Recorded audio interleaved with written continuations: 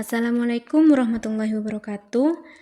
Saya Hoiria, NIM 23466110014 dari Prodi Pendidikan Matematika.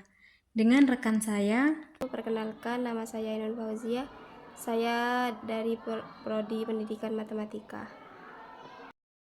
Kali ini kita akan membahas tentang jarak antara dua titik, koordinat titik yang membagi segmen garis, koordinat titik tengah suatu segmen garis, dan koordinat titik sentroid suatu segitiga. Jadi, apa sih sebenarnya jarak antara dua titik ini? Misalkan, ada sebuah titik A, kemudian ada lagi sebuah titik B. Jika kita hubungkan, titik A dan titik B ini akan membentuk suatu garis. Nah, garis antara titik A dan titik B inilah yang disebut sebagai jarak antara dua titik. Sekarang, kita masuk ke pembagian segmen garis. Misalkan, ada suatu segmen garis AB di mana titik A koordinatnya x1, y1. Kemudian, titik B itu koordinatnya x2, y2. Misalkan, titik P koordinatnya xP, yP. Titik P ini membagi garis AB di bagian dalam atau secara internal dengan perbandingan AP banding PB sama dengan M banding N. Di sini ada titik C, di mana PC itu tegak lurus dengan AC dan siku-sikunya itu berada di C. Kemudian PD tegak lurus dengan BD. Siku-sikunya berada di D. Nah, bisa kalian lihat bahwa segitiga ACP dengan segitiga PDB ini adalah dua segitiga yang saling sebangun.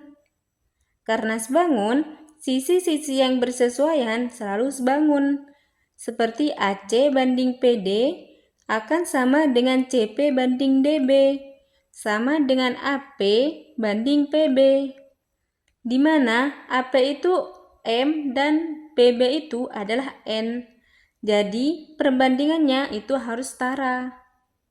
Kemudian kita ambil CP banding PB itu sama dengan M banding N. Di sini kan C itu koordinatnya x1, sedangkan P itu koordinatnya xP. Sehingga panjang CP itu adalah xP dikurangi x1. Sedangkan yang DB, koordinat D itu xP karena sama dengan titik P. Sedangkan koordinat B yaitu adalah x2. Sehingga panjang DB adalah x2 dikurangi xP. Ini perbandingannya sama dengan M banding N. Kemudian kita kalikan silang xP min x1 banding x2 min xP. Kita kalikan silang dengan M banding N, sehingga dapat diperoleh persamaan seperti ini. Kemudian, kita kalikan distributif. M dikali x2 min M xP sama dengan N dikali xP dan min N x1. Nah, sekarang yang memiliki variabel xp kita kumpulkan, yaitu mxp dengan nxp. Kemudian kita satukan sehingga menjadi xp m plus n. Nah, ini menjadi positif karena pindah ruas, sama dengan mx2 plus nx1. Kemudian kita hitung nilai xp. Yang ruas kanan itu dibagi dengan yang ruas kiri. Jadi mx2 ditambah nx1 per m plus n. Nah, jadi ini adalah koordinat titik yang membagi garis AB sumbu X. Nah, sekarang kita masuk ke sumbu Y. Dengan cara yang sama, kita ambil yang AC dengan PD. Perbandingannya AC banding PD sama dengan M banding N. AC-nya berapa? Nah, kalau kita lihat di sini koordinatnya adalah yang paling atas di bagian sini itu koordinatnya adalah Y1 dan di bagian tengah itu koordinatnya YP dan paling bawah itu koordinatnya Y2. Sehingga kalau kita mencari panjang AC berarti Y1 dikurangi YP. Untuk panjang PD itu YP dikurangi Y2. Jadi perbandingannya adalah M banding N. Dengan cara yang sama seperti yang di atas, kita kalikan silang. Y1 min YP banding YP min Y2 sama dengan M banding N. Nah, ini kita kalikan silang yang menghasilkan persamaan M dalam kurung YP min Y2 sama dengan N dalam kurung Y1 min YP. Selanjutnya juga sama seperti yang tadi. Ini dikalikan secara distributif. M dikali dengan YP min M Y2 sama dengan N dikali Y1 min N YP. Maka akan diperoleh persamaan YP dalam kurung N plus N sama dengan MY2 plus NY1. Sehingga menghasilkan koordinat Y-nya adalah YP sama dengan MY2 plus NY1 per M plus N. Nah, ini adalah rumus koordinat titik yang membagi ruas AB di bagian dalam.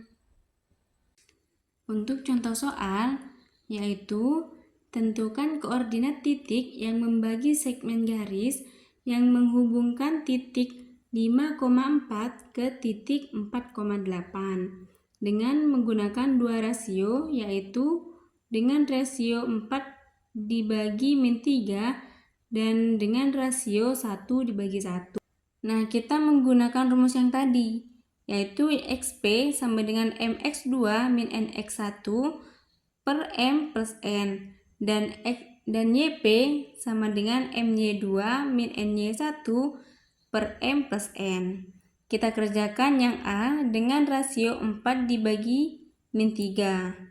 Nah, kita masukkan terlebih dahulu ke dalam rumusnya, yaitu MX2.